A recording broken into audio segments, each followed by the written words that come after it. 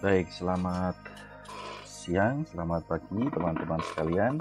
Kita ketemu lagi di pertemuan ketiga mata kuliah Psikologi Komunikasi. Teman-teman sekalian, pada pertemuan ini kita akan membahas tentang karakteristik manusia sebagai makhluk komunikan. Jadi di beberapa pertemuan kemarin kita sudah singgung bahwa kita sebagai manusia itu tentu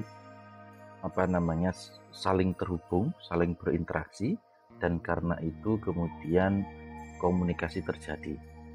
Bahwa kemudian komunikasi itu sudah ada sejak dulu kala, bahkan sebelum ilmu pengetahuan ditemukan, begitu ya. Tetapi kalau kita kemudian melacak rumusan dari ilmu komunikasi itu sendiri sebenarnya baru dimulai setelah Perang Dunia Kedua, gitu ya. Sehingga di dalam era-era itu memang ada cukup banyak para psikolog yang kemudian terlibat untuk merumuskan bagaimana interaksi, bagaimana komunikasi antara satu orang dengan orang yang lain. Ada Kurt Lewin di sana dengan teori Gestadtnya. Kemudian juga ada beberapa tokoh-tokoh eksperimental di behavioristik, bicara soal hubungan antara individu satu dengan individu yang lain. Ada teori belajar sosial di sana yang kemudian juga menjadi bagian dari desain ilmu dari ilmu komunikasi yang nanti kita pelajari di dalam konteks psikologi komunikasi. Nah, teman-teman sekalian, kalau kita kemudian melihat, kemudian membaca dan menyimak kembali apa yang sudah kita diskusikan selama beberapa semester lalu, bahwa pendekatan psikologi itu adalah pendekatan yang berfokus pada manusia. Di manusia tentu sebagai makhluk individu, begitu ya. Tetapi kemudian ada cukup banyak cabang yang kemudian ditumbuhkan, cabang yang kemudian lahir untuk mempelajari apa itu psikologi. Salah satunya kemudian kita bicara dalam hal ini adalah psikologi komunikasi. Nah, tentu dalam membaca manusia ada cukup banyak pendekatan yang lahir, ada cukup banyak gagasan-gagasan yang lahir dari model atau kira-kira kalau kita bahas ya mahzab, gitu ya, mahzab psikologi. Ada psikodinamika, ada psikoanalisisnya Freud dan kawan-kawan. Kemudian nanti kita akan lihat bagaimana pendekatan behavioristik. Kemudian kita juga akan mendiskusikan bagaimana pendekatan kognitif, dan yang relatif baru kemudian adalah pendekatan humanisme, meskipun bukan baru-baru amat, begitu ya, karena yang terbaru lagi tentu saja ada pendekatan neuroscience dan seterusnya. Nah, keempat pendekatan itu yang kemudian digunakan untuk membaca betul bagaimana karakteristik manusia sebagai makhluk komunikan. Kita akan lihat satu persatu. Teman-teman sekalian, di dalam konteks psikologi tentu kita melihat betul ada 4 pendekatan ini yang yang pertama tentu ada psikoanalisis, gitu ya. Psikoanalisis ini tokohnya adalah Sigmund Freud. Di sana kita belajar mengetahui bagaimana manusia itu secara konsep dalam psikoanalisis itu disebut sebagai homo valens, gitu ya, manusia yang berkeinginan. Jadi dalam konteks psikoanalisis kemudian kita mengetahui bahwa kehidupan kita ini sebagai manusia ini didorongkan betul oleh kehendak, didorongkan betul oleh keinginan. Yang keinginan-keinginan itu selalu kemudian harus dipenuhi, selalu kemudian harus dipuaskan, gitu ya. Maka dalam psikodinamikanya Freud, dia mengatakan bahwa di dalam diri kita itu ada kehendak atau hasrat. Nah, hasrat itulah yang kemudian mendorong seluruh gerak, baik gerak untuk hidup maupun gerak untuk mati. Ini dua-duanya ada di dalam diri manusia. Jadi ada yang disebut eros, ada yang disebut thanos, gitu ya. Eros itu adalah hasrat untuk hidup atau keinginan untuk hidup atau kehendak untuk hidup, yang di sana semua hal yang kita lakukan di dunia ini, terutama hal-hal yang menyenangkan, yang menumbuhkan, gitu ya, itu adalah kehendak untuk hidup. Jadi kalau Anda makan, kalau Anda merasa lapar kemudian makan, itu adalah kehendak untuk hidup. Kalau Anda kemudian ingin pandai, gitu ya, kemudian belajar, ingin kaya, bekerja, ingin berumah tangga, mencari pasangan misalnya, itu adalah bagian dari kehendak untuk hidup. Tetapi yang kedua, di dalam diri kita pula ada yang disebut sebagai thanos atau thanatos, bukan Thanosnya di film ya, tapi thanatos. Thanatos itu adalah hasrat untuk mati atau kehendak untuk mati. Nah, thanatos ini segala sesuatu yang dilakukan oleh manusia yang mengurangi porsi besar dari eros. Jadi misalnya Anda lapar gitu, tapi Anda tidak mau makan, Anda tidak terus mengurung diri di dalam kamar begitu, tidak ingin bertemu dengan siapa-siapa begitu, itu adalah tindakan atau hasrat yang mencerminkan munculnya keinginan untuk mati dalam skala yang kecil tentu ya, karena nanti dari hal itu kemudian bisa mendorong pada model kecemasan, mendorong pada model depresi, bahkan pada titik tertentu kemudian mendorong terjadinya bunuh diri misalnya. Nah teman-teman sekalian, oleh karena itu, karena didorong oleh keinginan, didorong oleh hasrat, maka Freud kemudian merumuskan ada 3 struktur kepribadian manusia di sana. Ada id, ego, dan superego. Anda bisa cek kembali, Anda bisa lihat kembali beberapa materi di psikologi dasar. Kemudian kita juga mengenal di psikologi sosial, kita sempat bahas yang di 3 struktur itu, id itu yang berperan penting salah satunya. Berperan penting kenapa? Karena di id itulah dorongan itu muncul. Jadi id itu adalah keinginan. Apapun kehendak, apapun keinginan kita, itu tentu fungsinya, tentu kodratnya, gitu ya, itu harus dipenuhi. Jadi segala keinginan yang didorongkan oleh id itu harus terpenuhi. Sifat dasarnya adalah pemuasan.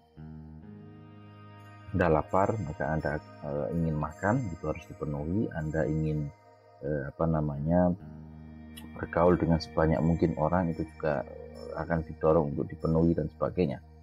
Nah, alat yang kemudian digunakan untuk memuaskan keinginan itu ada yang disebut kemudian ego. Jadi ada id, ada ego. Ego inilah yang kemudian mendorong manusia untuk menjadi pemuas segala keinginan, untuk menjadi alat yang digunakan untuk memuaskan apapun yang didorongkan oleh id. Maka di dalam kehidupan sehari-hari kemudian muncul istilah egois, gitu ya. Egois ini tentu memenuhi keinginan atas dasar diri kita sendiri dan tidak perlu mempertimbangkan yang lain-lain di luar kita, sehingga bisa kemungkinan tabrak sana tabrak sini dan seterusnya. Maka di dalam psikoanalisis misalnya nanti akan ada satu lagi yang berfungsi untuk menjaga itu semua, menjaga agar tidak terjadi penyelewengan karena egonya, gitu ya. Maka ada istilah superego. Nah, superego ini yang kemudian menjadi semacam alat pengatur alat pengontrol agar itu tidak semena-mena, agar kalau kita lapar itu tidak sembarangan makan, ngambil miliknya orang lain dan seterusnya. Kalau kita ingin pandai itu kemudian agar tidak melakukan cara-cara yang tidak baik, apakah mencontek, plagiasi dan seterusnya, itu akan direm oleh ego. Jadi ego akan memberikan semacam alarm, ini loh tanda-tanda kalau Anda yang Anda lakukan itu plagiasi misalnya.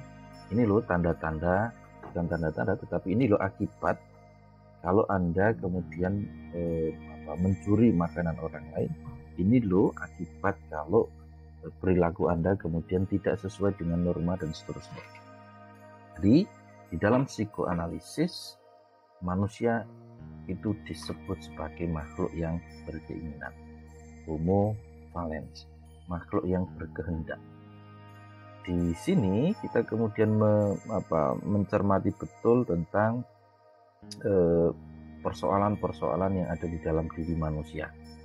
Maka nanti di dalam psikodinamika ada bahwa ego, super ego itu sebenarnya juga didorongkan oleh dua bagian besar yang ada di dalam diri kita, yaitu tentang kesadaran dan ketidaksadaran.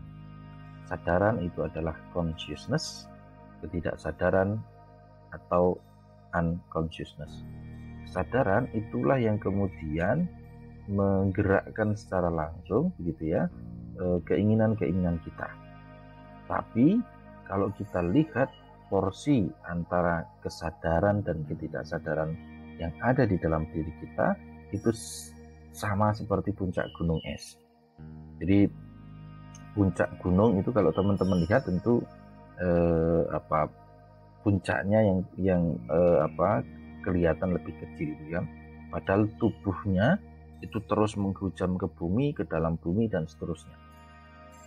Nah, Freud itu menganalogikan bahwa antara kesadaran dan ketidaksadaran itu seperti sebuah gunung. Di puncak gunungnya itu adalah kesadaran, di badan gunung dan ke bawahnya, gitu ya, akar gunungnya itu adalah ketidaksadaran. Karena itu di dalam dorongan-dorongan yang ada di dalam itu kemudian muncul dari dua arah, dari consciousness dan unconsciousness. Nah, era psikoanalisis itu kemudian berkembang terus gitu ya, sampai kemudian ada muncul muncul cabang-cabang baru dari psikoanalisis, salah satunya neo-psikoanalisis misalnya. Neo-psikoanalisis itu justru yang melahirkan perspektif ini, cabang baru dari psikoanalisis ini adalah Anna Freud. Anna Freud itu anaknya Freud gitu ya. Neo-psikoanalisis, dia masih sepakat dengan konsep dari Freud, Sigmund Freud, tetapi kemudian menambahkan beberapa hal yang baru. Tetapi secara keseluruhan kemudian muncul lagi bahwa ketidakpuasan membaca manusia hanya dari sisi keinginan, hanya dari sisi hasrat. Muncul kemudian pertanyaan dari berbagai kalangan, apa iya manusia itu betul-betul hanya ditentukan oleh hasrat, ditentukan oleh keinginan? Apa iya dia tidak dipengaruhi oleh hal-hal yang lain? Maka para ilmuwan yang kemudian tergabung dalam mazhab behaviorisme kemudian mengatakan bahwa manusia itu loh sesungguhnya bisa kita bentuk, manusia itu loh sesungguhnya bisa kita arahkan. Maka ada tokoh-tokoh seperti Hull, kemudian Tulap gitu ya, ada Skinner, ada Bandura dan seterusnya. Kemudian mereka merumuskan pendekatan yang disebut sebagai behavioristik. Konsep manusia di dalam pendekatan behavioristik itu adalah manusia itu sebagai homo mechanicus. Manusia itu seperti mesin, kira-kira begitu.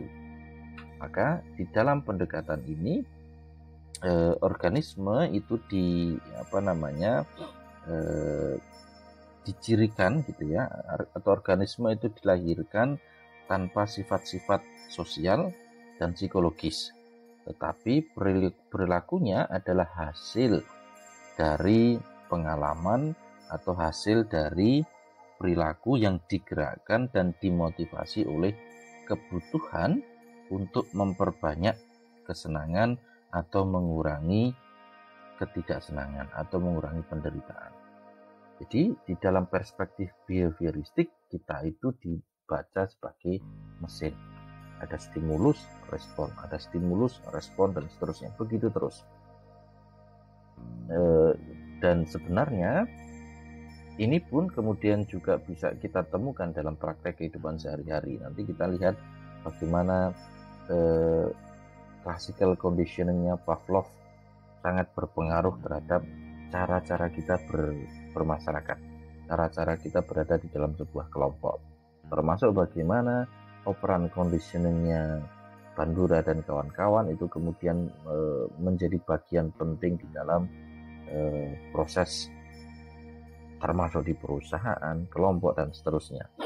Nah, sekali lagi teman-teman, behavioristik itu memandang manusia sebagai homo mechanicus. Manusia itu seperti mesin yang menurut pendapat ini, menurut pendekatan ini, manusia itu tidak dilahirkan dengan sifat-sifatnya, dengan sifat-sifat sosialnya atau psikologisnya, tetapi perilaku manusia itu adalah manifestasi dari pengalaman-pengalaman yang didorong oleh motivasi, didorong oleh kebutuhan-kebutuhan, di mana kebutuhan-kebutuhan itu dilakukan untuk menambah kesenangannya atau mengurangi penderitaannya, mengurangi erosnya. Oke. Yang ketiga, psikoanalisis muncul, dikritik oleh behavioristik. Behavioristik kemudian berkembang, begitu ya, kemudian muncul juga kritik terhadap behavioristik. Apa iya manusia itu mesin? Apa iya manusia itu hanya bergerak jika ada stimulusnya saja? Apa iya dia tidak bisa memikirkan dirinya sendiri? Apa iya dia tidak bisa mengkonsepsikan dirinya sendiri? Maka muncullah pendekatan kognitif. Nah, di dalam pendekatan kognitif, manusia itu disebut sebagai homo sapien, manusia yang berpikir. Ini ada tokoh-tokoh seperti Kurt Lewin, kemudian ada Festinger, gitu ya, ada Piaget, ada Kohlberg dan sebagainya, yang kemudian menginisiasi mazhab yang disebut sebagai mazhab kognitif. Manusia dan kita itu disebut sebagai homo sapien. Homo sapien itu adalah makhluk yang berpikir, manusia yang berpikir. Nah, di dalam konteks homo sapien ini, Lewin, kemudian Kohlberg dan kawan-kawan, dia memandang manusia itu sebagai makhluk yang selalu berusaha untuk memahami lingkungan. Jadi kita sebagai manusia, menurut pendapat dari mazhab kognitif ini, kita itu selalu mencoba menginterpretasi lingkungan yang ada di luar kita. Kita selalu mencoba memikirkan peristiwa-peristiwa di luar kita, memikirkan hal-hal yang berada di luar diri kita, dan karena itu manusia sebagai makhluk yang berpikir itu selalu menafsirkan keadaan lingkungan, selalu menafsirkan apa yang terjadi di dalam di luar dirinya. Nah, dari 2-3 pendekatan sebelumnya ada psikoanalisis, behavioristik. Psikoanalisis lahir, berkembang, maju, dikritik behaviorisme. Behaviorisme lahir, berkembang, maju, kemudian dikritik pula oleh kognitif. Dan kemudian muncul yang keempat adalah pendekatan humanistik. Nah, di dalam pendekatan humanistik, tokoh-tokohnya di sini ada Abraham Maslow, ada Carl Rogers dan sebagainya. Nah, di dalam pendekatan humanistik, manusia konsep utamanya adalah homo ludens, manusia yang bermain-main. Kita ini adalah makhluk yang kemudian bermain-main, gitu ya. Sekali lagi tadi psikoanalisis sebagai homo valen, behavioristik sebagai homo mechanicus, kognitif sebagai homo sapien, dan psikologi humanisme itu memandang konsepsi manusia sebagai homo ludens, makhluk yang bermain-main. Nah, manusia itu hidup di dalam dunia kehidupannya yang diinterpretasikan dan dipersepsikan secara subjektif atau secara fenomenologis gitu ya. Interaksi orang-orang sangat kemudian penting karena tidak hanya membentuk konsep diri, tetapi juga sebagai cara untuk tumbuh, sebagai bagian dari jalan untuk terus tumbuh. Maka manusia dalam konteks ini kemudian adalah pencari makna. Jadi manusia tidak, kalau psikoanalisis tadi berfokus pada diri manusia, pada diri sendiri, behavioristik berfokus pada diri, tetapi ada pihak lain di sana bisa jadi adalah benda atau tak bendanya, lingkungannya itu. Di dalam kognitif itu kembali ke dalam diri untuk menginterpretasikan lingkungan.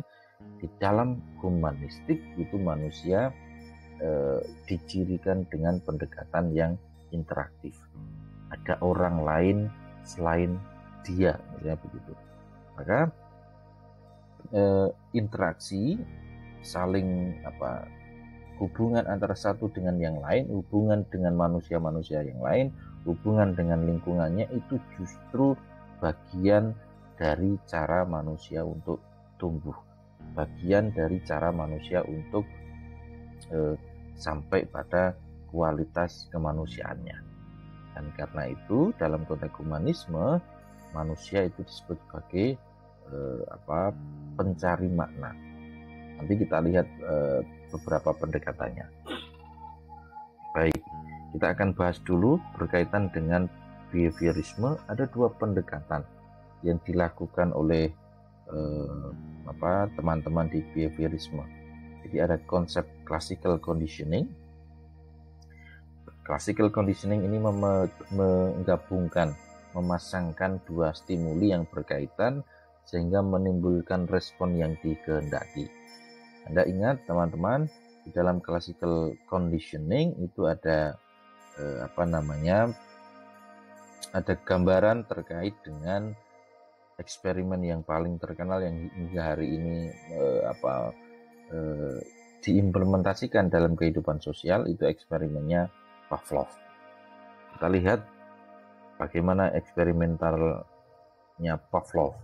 Tokoh-tokoh di classical conditioning sebelum ke sana itu adalah J.P. Watson, kemudian ada Albert Bandura dengan tikus dan baja, tapi juga ada Pavlov dengan eksperimennya melalui atau menggunakan anjing dan daging, gitu ya.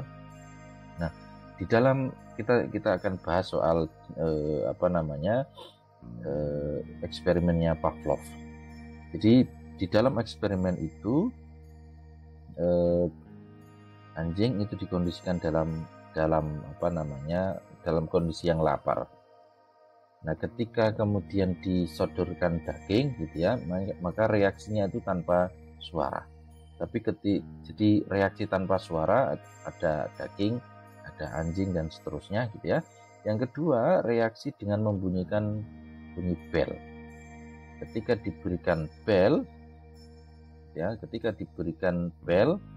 baru kemudian disodori daging gitu ya, maka anjing akan datang dan dia akan mengeluarkan air liurnya. Terus dilakukan begitu, bel dibunyikan, daging diberikan, maka anjingnya akan mengeluarkan air liur dan seterusnya. Sampai pada suatu ketika di eksperimen yang kesekian gitu ya, hanya diberikan bel saja atau hanya dibunyikan bel saja tanpa diberikan daging gitu ya. Maka ini yang kemudian dalam kehidupan sehari-hari itu diimplementasikan bahkan di dalam kehidupan kita gitu ya. Kalau Anda dulu di zaman SMA atau SMP, SMA gitu ya, Bahkan sejak SD misalnya masuk sekolah atau masuk kelas itu ada bunyi bel. Tandanya misalnya kelas pagi dimulai, masuk jam 7 misalnya. Ada tanda lagi begitu, maka ada pergantian mata pelajaran. Ada tanda lagi begitu, maka kemudian jam istirahat. Atau kalau Anda lihat misalnya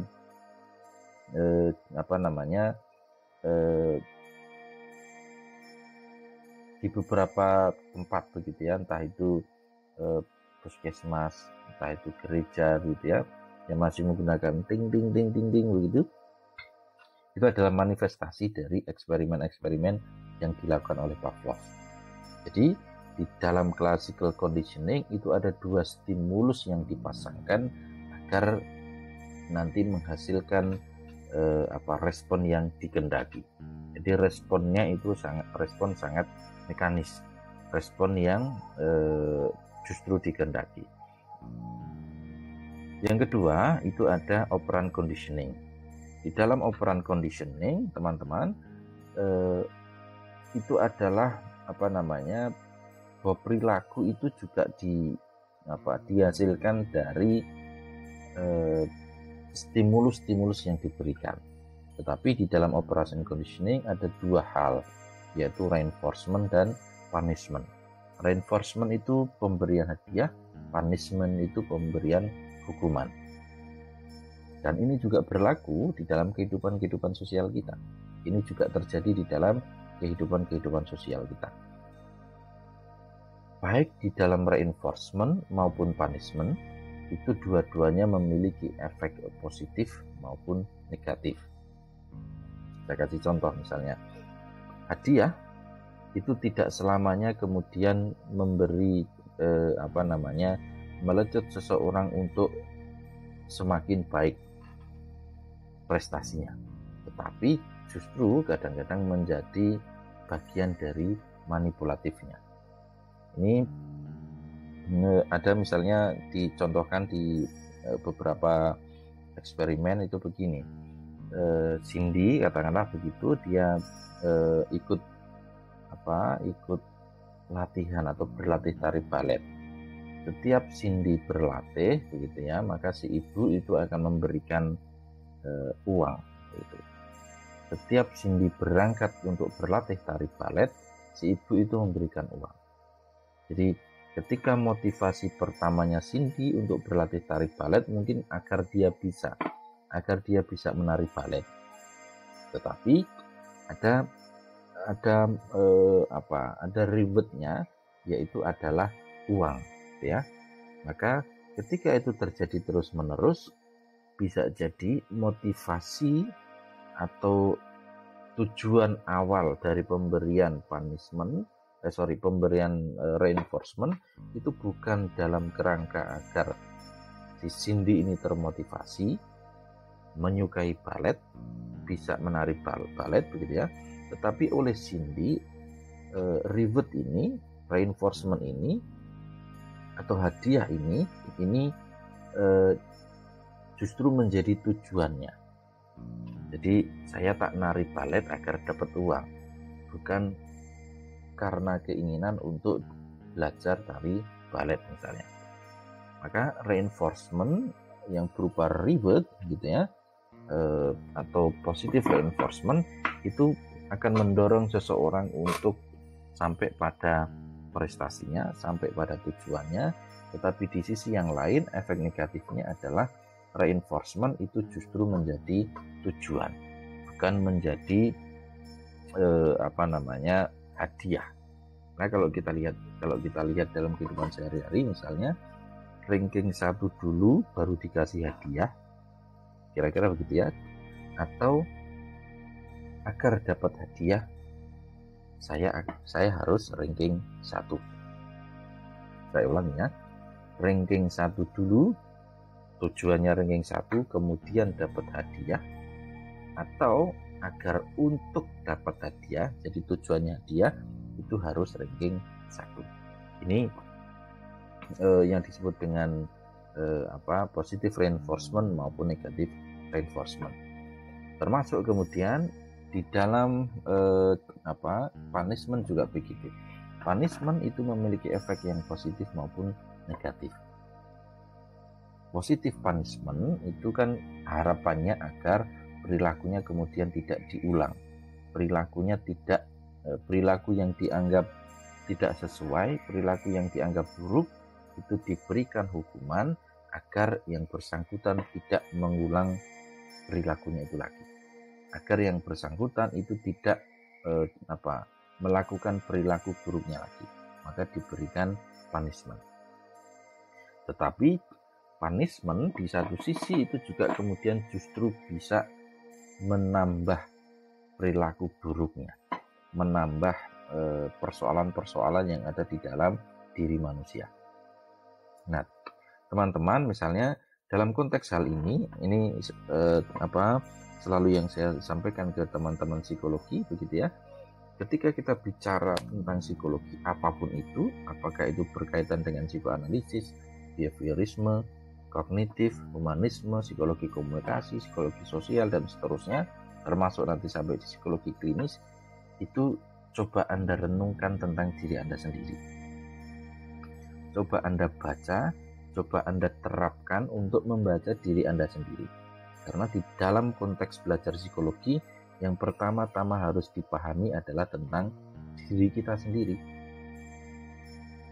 Karena mengkaji psikologi itu adalah mengkaji utuh tentang manusia. Artinya kita ini ya manusia, maka mengkaji psikologi sesungguhnya adalah mengkaji diri kita sendiri. Karena itu di dalam setiap pelajaran, setiap materi tentu Anda harus merefleksikan. Oh, betul nggak sih kalau saya dikasih reward, dikasih hadiah, itu kemudian selalu karena prestasi saya, gitu ya? Atau kemudian Anda bisa renungkan, saya agar dapat hadiah saya tak berusaha terus, tak bekerja lebih keras. Hadiah sebagai tujuan atau hadiah sebagai sebagai efek. Ini yang apakah terjadi pada diri Anda? Silahkan Anda cermati. Termasuk punishment. Punishment apakah kemudian bisa membuat Anda jera? Hukuman apakah kemudian bisa membuat Anda jera?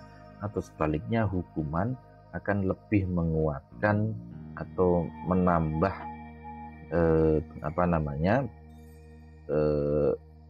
menambah lebih buruk perilaku yang sesungguhnya harus dipecahkan. Contoh misalnya, mungkin Anda ketika dulu di SD, SMP atau SMA itu pernah masuk kelas tapi terlambat. Oleh guru biasanya kalau ada siswa yang terlambat, dia diminta berdiri di depan kelas. Jadi selama pelajaran berlangsung diminta berdiri di depan kelas sambil misalnya mengangkat satu kaki misalnya. Jadi berdiri hanya dengan satu kaki. Maksudnya si guru, maksudnya bapak dan ibu guru dengan memberikan hukuman itu agar besok di hari berikutnya itu tidak terlambat lagi. Agar si anak yang terlambat ini tidak mengulangi keterlambatannya lagi. Itu maksud baiknya hukuman yang diberikan oleh guru. Agar anak tidak mengulanginya lagi, karena asumsinya kalau dihukum gitu ya atau dipermalukan di depan kelas, dia tidak akan mengulanginya lagi karena hukuman dan dibuat malu itu tidak mengenakan. Karena tidak mengenakan maka dia tidak akan ulang perbuatannya itu, keterlambatannya itu. Tetapi kemudian bagi si anak itu bisa dimaknai lain. Bagi si anak yang terlambat tadi itu kemudian bisa dimaknai lain. Jadi besok harinya misalnya dia berangkat sekolah, tetapi kemudian ternyata di tengah jalan misalnya dia berpikir ini pasti saya sampai di sekolah akan telat masuk kelasnya si ibu atau si bapak guru ini. Daripada saya dipermalukan lagi, daripada saya diminta untuk berdiri di depan kelas sambil angkat kaki lagi, mending saya tidak masuk sekalian. Akhirnya si anak kemudian tidak jadi masuk kelas karena takut akan dihukum dan dipermalukan di depan kelas. Jadi maksud baik memberikan hukuman yang diberikan oleh guru itu adalah agar si anak tidak mengulanginya lagi.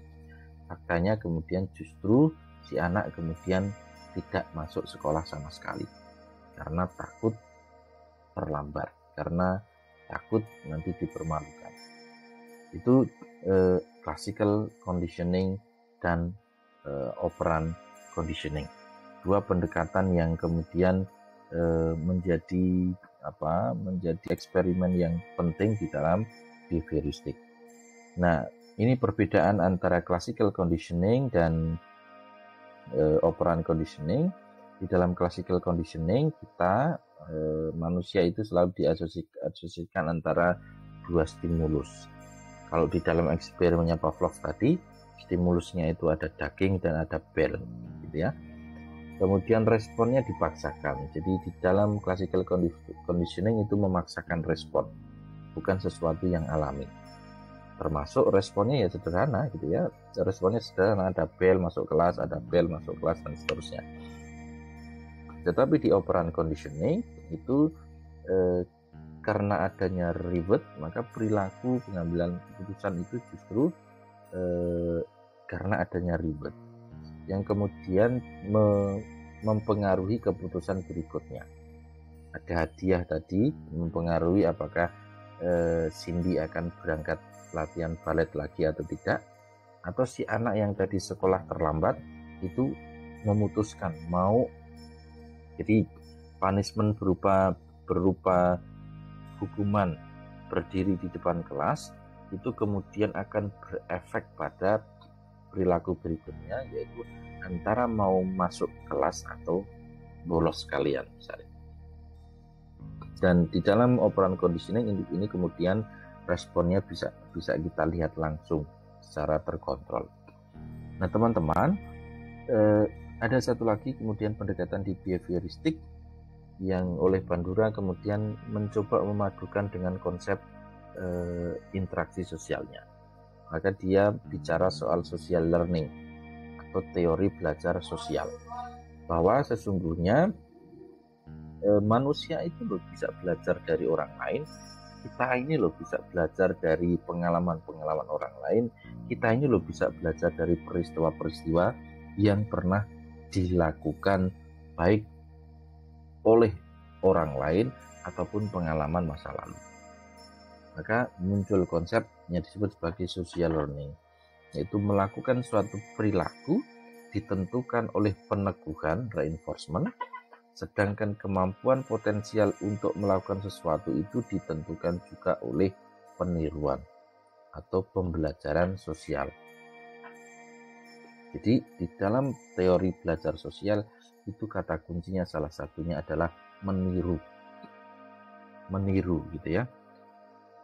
Kita ini kan banyak, bahkan di hari-hari ini banyak kemudian melakukan peniruan kan.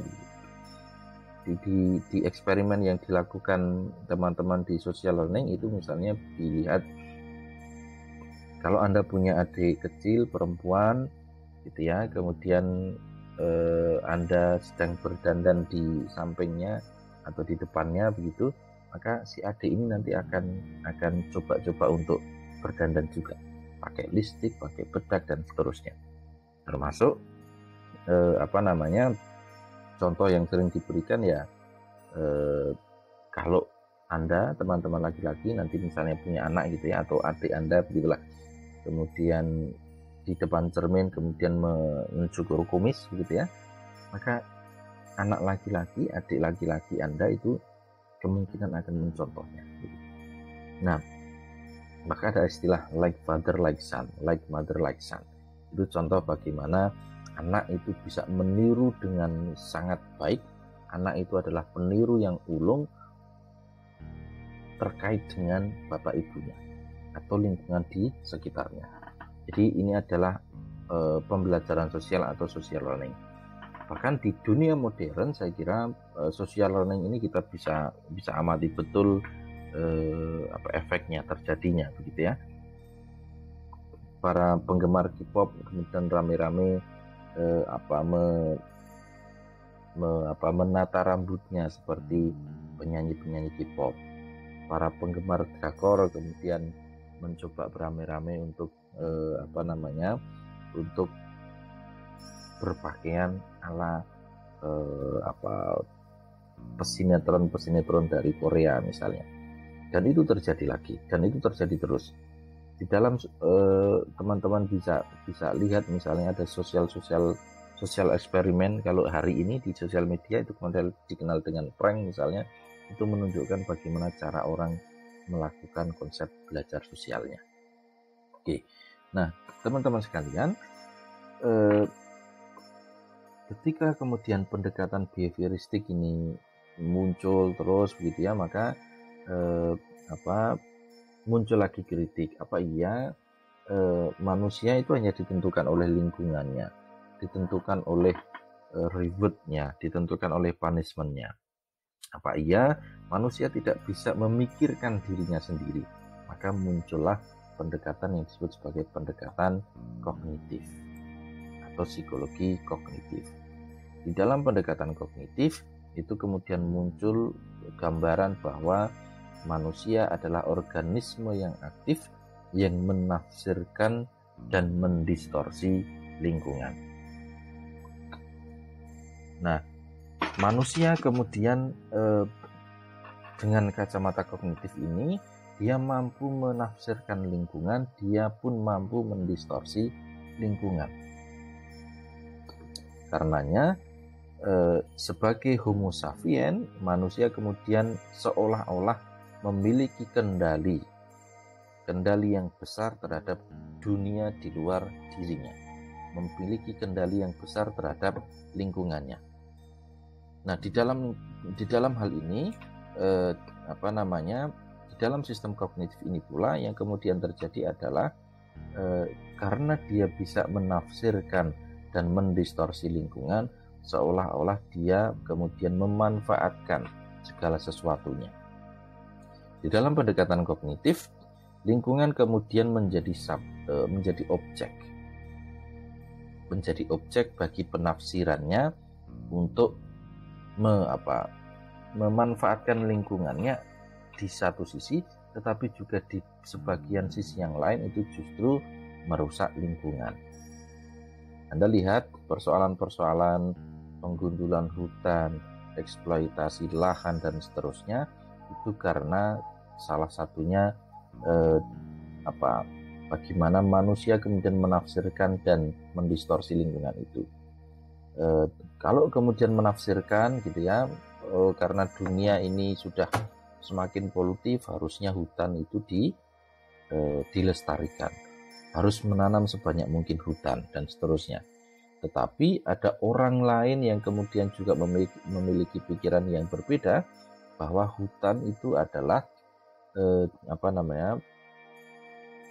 kita membutuhkan lahan untuk pertanian, dan karena itu kemudian kita harus membabat hutan misalnya. Jadi cara kita menafsirkan satu objek yang berupa hutan itu oleh satu manusia dengan manusia yang lain itu kemudian berbeda. Tinggal kemudian apakah manusianya itu memiliki power sosial gitu ya. Kalau dia memiliki power, maka atau memiliki cara untuk mempengaruhi kebijakan-kebijakan, maka kemungkinan misalnya hutan itu akan dibabat misalnya. Jadi di dalam ruang kognitif kita ini kemudian mampu menafsirkan sekaligus mendistorsi lingkungan. Ini pendekatan kognitifnya. Nah, teman-teman, misalnya Anda lihat, Anda cermati misalnya, garis merah ini Anda bisa maknai sebagai apa? Anda memaknai garis merah ini sebagai apa? Ada yang mengatakan, oh itu Mas, angka 1, oh itu huruf I besar, atau oh itu ini loh tanda-tanda jalan yang memisahkan memisahkan jalan tepat di tengah-tengah. Ini ya, kita bisa menafsirkan banyak hal dari gambar atau simbol merah ini, garis merah ini. Kita bisa mengatakan, oh ini angka 1, oh ini huruf I besar, oh ini pemisah jalan misalnya. Tapi ketika kemudian simbol ini kita letakkan di antara angka-angka gitu ya, kita letakkan di antara angka-angka, maka kita kemudian mendistorsi dari tafsiran kita yang banyak tadi tentang simbol ini. Kita mendistorsinya menjadi angka, atau kita mendistorsinya menjadi pemisah antara 2937 dan 2356. Ini dari banyak penafsiran tadi, karena ini berdiri sendiri, ditafsirkan sebagai angka 1, ditafsirkan sebagai garis, ditafsirkan sebagai huruf I. Ketika kemudian dipasangkan dengan angka-angka, kita menafsirkannya ini juga sebagai angka 1 gitu ya, atau menafsirkannya ini sebagai pemisah. Tapi ketika simbol ini dipasangkan dengan huruf, ada B, R, ada A, N gitu ya, maka orang kemudian akan membaca sebagai Brian. Bukan lagi BR pemisah AN gitu, enggak, tapi akan dibaca sebagai Brian. Dari menafsirkan yang banyak tadi, kemudian kita mendistorsi menjadi hanya menjadi huruf I yang kemudian dibaca dengan Brian. Oke, itu gambaran berkaitan dengan bagaimana kognitif itu berperan sangat sentral dalam cara kita menafsirkan lingkungan, dalam cara kita membaca sekaligus mendistorsi lingkungan. Nah, di dalam kognitif, manusia itu disebut sebagai person as a consistency seeker. Manusia itu akan mencari konsistensinya. Jadi manusia akan mencari alasan-alasan agar perilakunya itu tetap konsisten, agar pendapatnya itu tetap utuh, agar pendapatnya itu tetap diterima. Nah, sebagai person yang mencari konsistensi, yang terus berusaha untuk konsisten misalnya, maka ada disebut sebagai cognitive dissonance. Ini disampaikan oleh Festinger. Dia mengatakan bahwa ada kemungkinan ketidakcocokan antara dua garis ini, atau antara dua kognisi, antara dua pemikiran. Ini yang kemudian menyebabkan dia bisa jadi goyah. Ketika dihadapkan pada dua pilihan, dihadapkan pada dua pemikiran, dia akan goyah. Maka di dalam cognitive dissonance, orang kemudian akan dibuat resah karena dua pemikiran atau dua pendapat atau dua pilihan yang berbeda. Contoh misalnya, merokok dan kesehatan. Ini dua pemikiran yang berbeda, kan begitu. Merokok itu bagi teman-teman yang merokok itu ini sebuah kenikmatan tersendiri kok. Sebuah kenikmatan tersendiri merokok itu. Tetapi di satu sisi orang bicara soal kesehatan. Bahwa merokok menurut teman-teman yang tidak pro rokok, itu merokok itu mengganggu kesehatan, akan memperpendek umurmu, akan mengakibatkan orang lain kemudian mengalami penyakit yang diakibatkan oleh rokok dan asapnya. Itu pendapat dari sisi kesehatan. Tapi di satu sisi ada pendapat dari sisi kesenangan, dari sisi pleasure gitu ya. Enggak, itu faktanya kemudian ada simbah-simbah yang umur 96 tahun masih merokok. Ada yang berumur di atas 100 tahun masih merokok misalnya. Jadi dihadapkan pada dua persoalan, dihadapkan pada dua pemikiran yang membuat dia mengalami cognitive dissonance, membuat dia kemudian resah. Nah, ketika resah itu menerjangnya begitu ya, dihadapkan dua pendapat yang membuat dia mengalami kebimbangan itu, maka untuk mengatasi rasa tidak nyaman di dalam disonansi kognitifnya, maka ada beberapa langkah yang biasanya digunakan oleh manusia. Yang pertama tentu adalah change one of cognitive element. Dengan cara apa? Misalnya ya sudah berhenti merokok saja, karena merokok ini mengganggu kesehatan, gitu ya. Maka saya ingin sehat, maka saya berhenti merokok. Dan ini tentu merubah kognitif, gitu ya, merubah satu bagian dari kognitifnya ini, elemen kognitifnya ini tentu juga didasari, juga dipengaruhi oleh banyak hal. Entah misalnya kampanye anti rokok, misalnya gambar-gambar yang ada di bungkus rokok itu kemudian dibuat yang aneh-aneh dan seterusnya. Yang pertama, cara mengatasi ketidaknyamanan disonansi kognitif itu adalah merubah atau mengubah satu elemen kognitif, atau kemudian dibunuh satu elemen kognitifnya itu. Misalnya dalam hal ini kemudian berhenti merokok misalnya, atau sebaliknya misalnya, gitu ya. Yang kedua, menambahkan elemen pada bagian-bagian tertentu, menambahkan penekanan pada bagian-bagian tertentu. Contohnya, ya, tetapi paman saya itu merokok setiap hari dan dia berumur lebih dari 88 tahun. Artinya apa?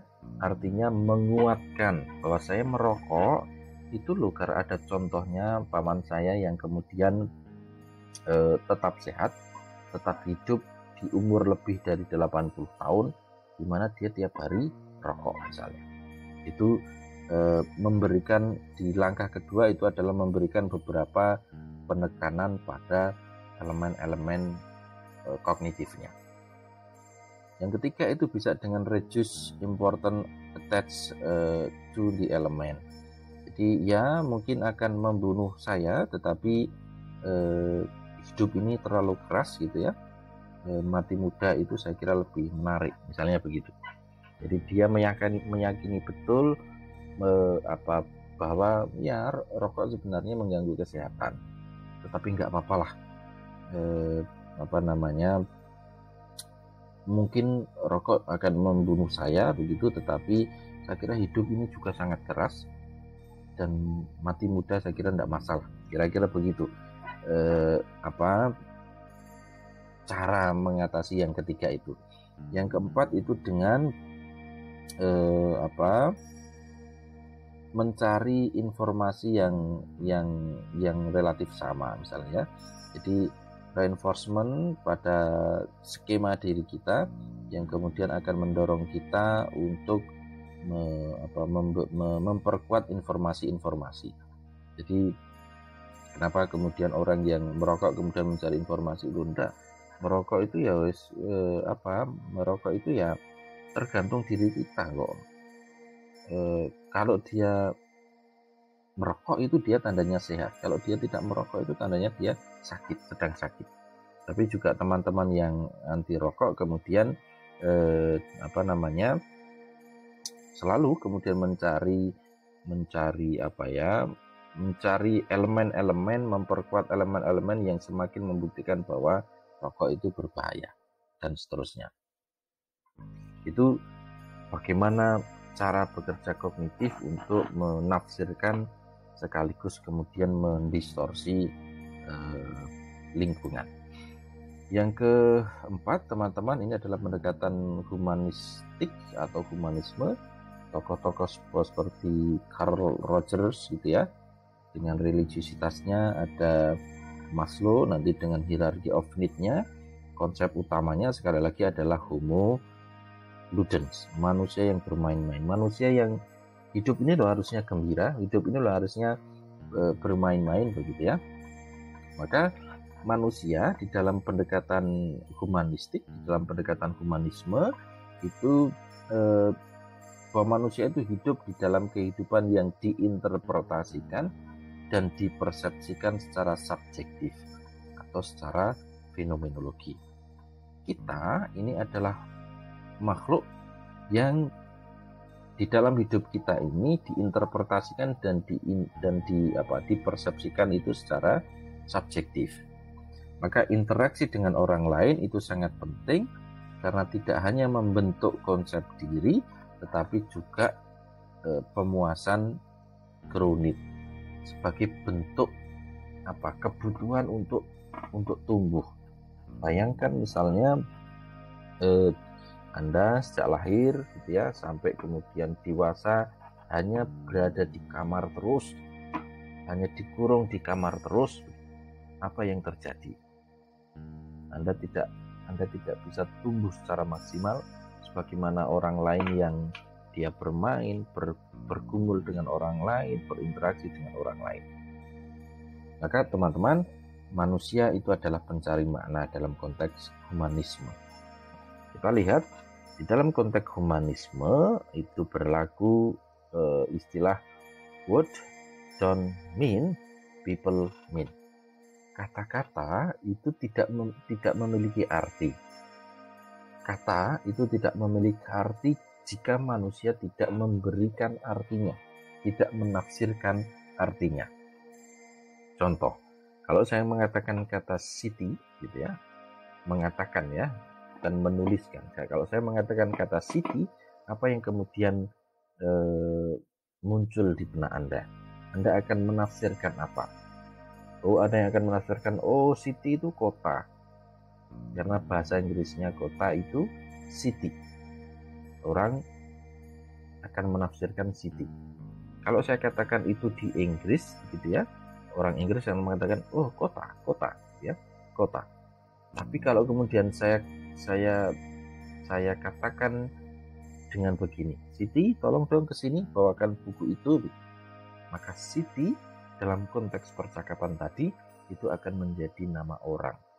Saya sedang menyebut nama orang.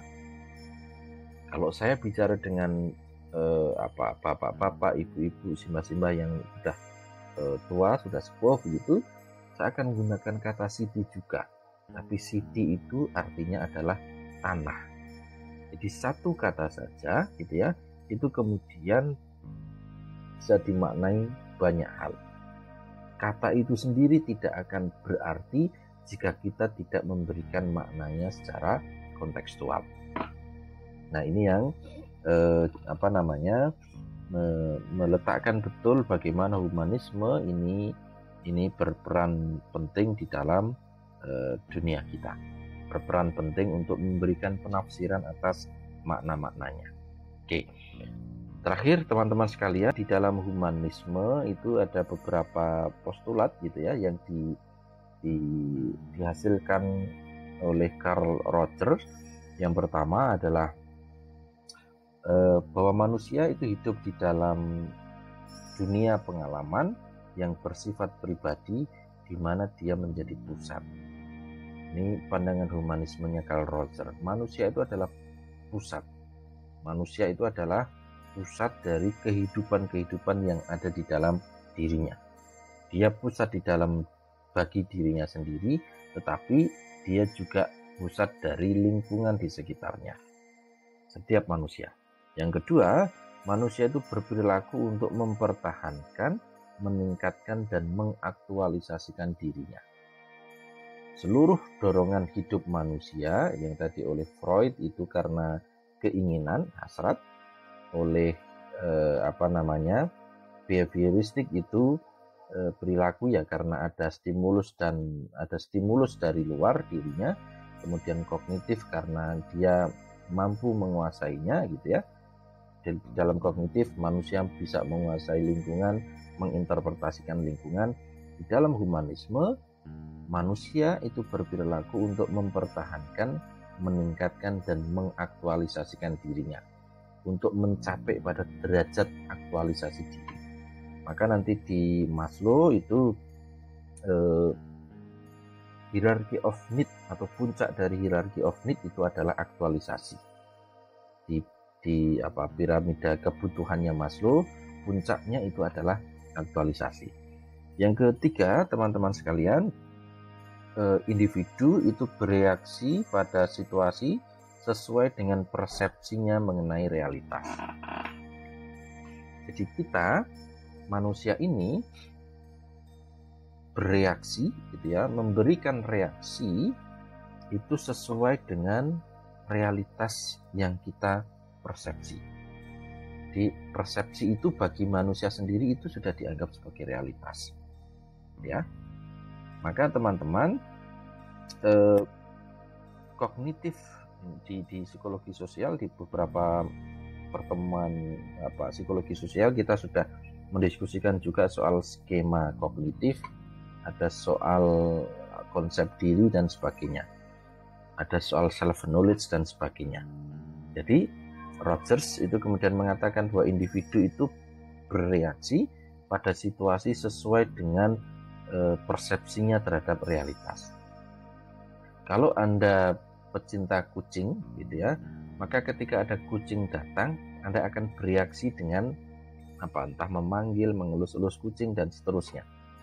Karena di dalam skema diri Anda, di dalam persepsi diri Anda, kucing itu hewan yang imut, hewan yang lucu, hewan yang menggemaskan. Maka ketika ada kucing menghampiri Anda akan gendong, Anda akan peluk dan seterusnya. Tetapi bagi Anda yang punya misalnya pengalaman tidak menyenangkan dengan kucing, misalnya begitu ya, ketika ketemu kucing kemudian bersin-bersin, ketika ketemu kucing kemudian batuk-batuk dan seterusnya, maka ketika suatu saat Anda dihadapkan dengan kucing, bisa jadi Anda akan berlari atau bisa jadi Anda menendang kucing itu misalnya, atau mengusir kucing itu.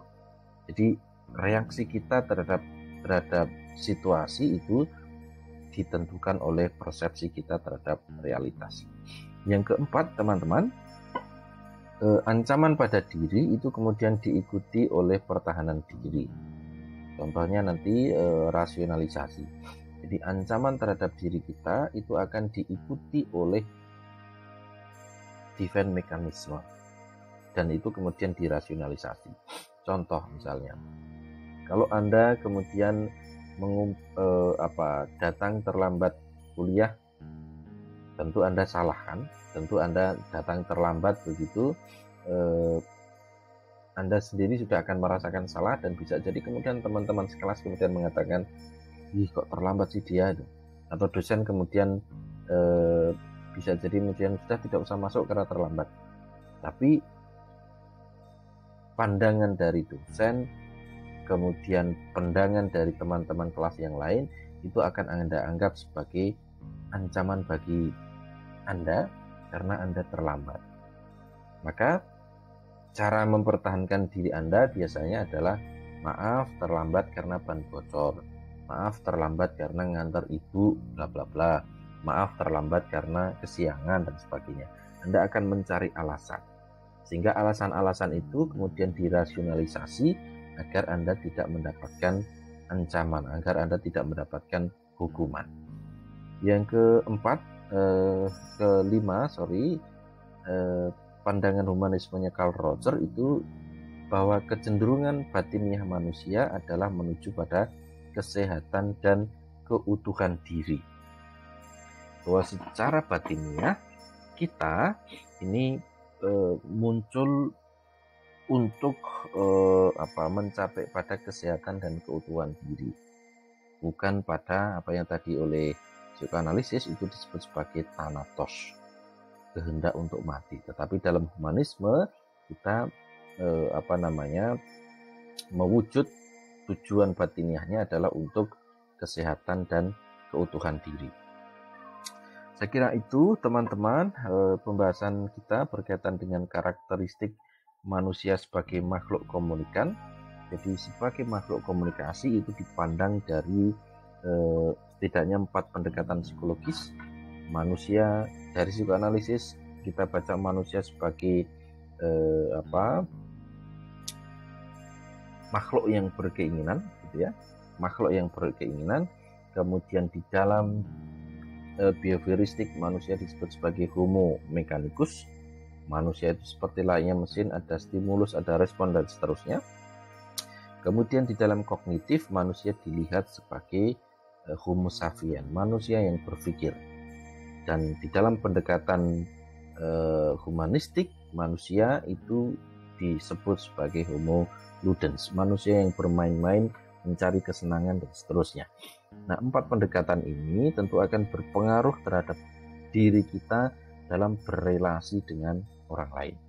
4 hal mendasar ini yang nanti akan menjadi bagian dari cara kita untuk memetakan bagaimana sih psikologi komunikasinya manusia itu, bagaimana sih psikologi komunikan maupun pesannya seperti apa. Ini kalau kita cermati, keempat pendekatan ini kemudian juga berpengaruh terhadap proses-proses kita berinteraksi dengan lingkungan. Jika ada pertanyaan misalnya, apakah kita murni kemudian menggunakan psikoanalisis saja?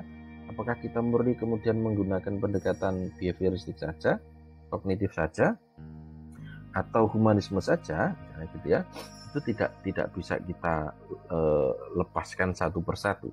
Tetapi di saat yang sama kita bisa membaca diri kita dengan pendekatan psikoanalisis, di saat yang sama kita bisa membaca diri kita, manusia ini, dengan pendekatan behavioristik, di saat yang sama kita bisa membaca pendekatan diri kita dengan pendekatan kognitif, dan di saat yang sama pula kita bisa membaca diri kita itu dengan pendekatan humanisme. Saya kira begitu pertemuan kita pada kesempatan pagi hari ini. Di pertemuan ke depan kita sudah akan bicarakan soal bagaimana komunikasi intrapersonal, terutama dalam hal soal persepsi dan sensasi dan persepsi. Ini pendekatan yang sangat psikologis tentang cara manusia melakukan komunikasi di dalam dirinya sendiri. Saya kira begitu, sampai ketemu minggu depan dan salam.